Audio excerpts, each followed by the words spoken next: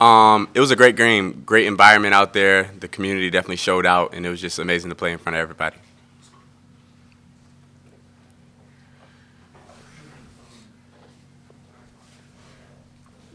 So, like, fellas, how would you, like, what was the thought process going into this game, and, like, how did you kind of push that to winning by 41? That's huge.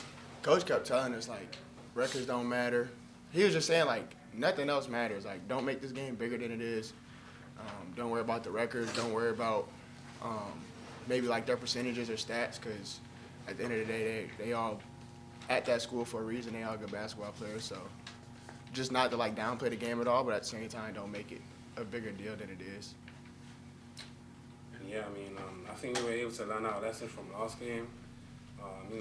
Throughout the season, we proved that when we play VCU basketball and when we're all connected, we will play defense together. We will stay concentrated throughout the 40 minutes. No one can beat us when we're at our best. Today was a testament to that. We were able to bounce back because we did the things that we practice every day. We stayed together. We stayed solid defensively, offensively. We shared the ball more this game. So, those little things, they help us lead to winning every time. Michael, when you've got a lead like that at halftime, how do you stay locked in and come out and keep the intensity up? So you see in the first 4 minutes of the second half, it's always hard, as a basketball player when the margin is so wide like that to stay concentrated for the whole 40 minutes, especially against a good team like that. It's, when you have lapses like that defensively, they can punish you really quickly. But I feel like, the depth that we have as a team, we were able to withstand that. Our bench coming on, being able to help the starters and vice versa. We were able to stop the bleeding and carry on the lead. Brandon, as a local product, how do you put into words what this matchup, what this rivalry means to the Richmond basketball community? It's very big. This goes way back, and we just found out this is the biggest margin win in history. So that was big for the program, big for the school, and it's just amazing to be a part of it. Are you as comfortable as you've been with the outside shooting at any point this season? You knocked down a couple threes today. I know just trust my work. I know all the reps I put in, so just keep trusting it, and I know it's gonna fall. What was it after the St. Louis game? How'd you guys refocus and get back to doing what you do? Just watching film, seeing all of our mistakes. Despite we shot the ball, I think we believe it went like 5 for 30. Knowing that's not us for real, but just knowing all the things we could have controlled and seeing that in film. Hey Zeb, it was 3-2 Richmond, and like your eye, it was 22-7. What happened there while I was blinking my eyes? I'm sorry you blinked your eyes. That's tough. What's crazy is I was stretching. So, like, to start the game, I missed it just like you did. But from my understanding, because obviously in the huddles, Coach always talks about it, we did a great job of, we call it hammering up, but, like, getting into the ball full court and just turning them and putting pressure on them. And we always say, like Mike said, with our depth, that'll kind of, it'll bother a team. And over time, it all adds up, it accumulates. So I think in that short amount of time, the pressure can turn the game pretty quick. Michael, can you speak to Luke's growth this season, just how he's been able to take more minutes and more responsibility?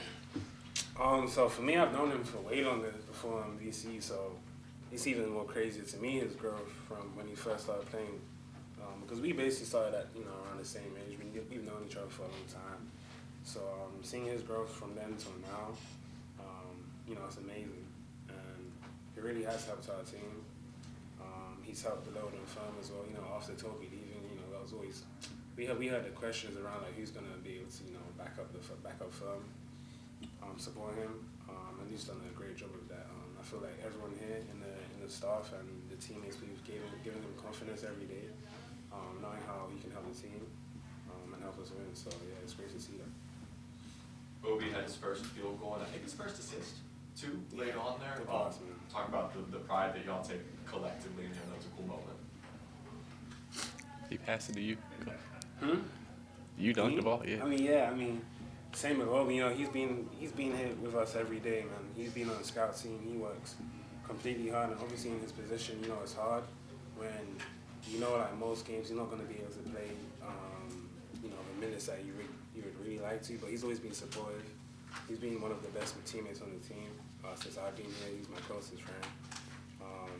And he, you know, he also helps us win as well, with him being a scout, being there and practices when you confirm can't do it. He's always there, and he's always, you know, he's always smiling. So obviously, seeing him being able to put the work, like, you know, produce, score his first basket today, always, you know, it's good for us. It's good for him, and it helps the team. Like, I mean, I guess the growth and connection even more.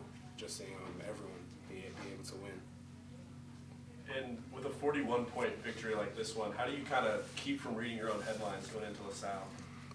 I mean, we know we got to play them again too. So it's like, You know, yeah, it doesn't matter. We gonna go back to the locker room. We gonna watch film. We gonna still. I mean, they had a lot of execution buckets that we know we could have taken. They scored 13 in the first half and ended with like 50 points. Yeah. So like, yeah. yeah, the same way St. Louis film went, this film probably gonna go the same. It is gonna go the same way. We're just gonna move on. LaSalle's also a good team.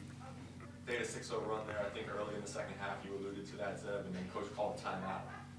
What are y'all able to share about, was he telling y'all not to get complacent? What were the conversations in that timeout? It was just like the way they got those buckets was execution. Like it was everything that we took away the first half. The way that they got those buckets. It wasn't like us forcing them into anything difficult. It was them getting buckets off of their offense, not us making them make tough shots.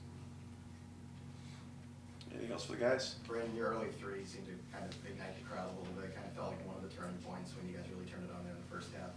How cool was that given your roots here? It was good. I believe it was like a transition. Phil had brought it back out and found me in transition. I knocked it down. It was just great. And then after that, we got in our normal press, and it was just good for the momentum, and it was a great feeling. All right. Thank you, Coach, fellas. your showtime. Good job, man. Thank you. Thank you guys.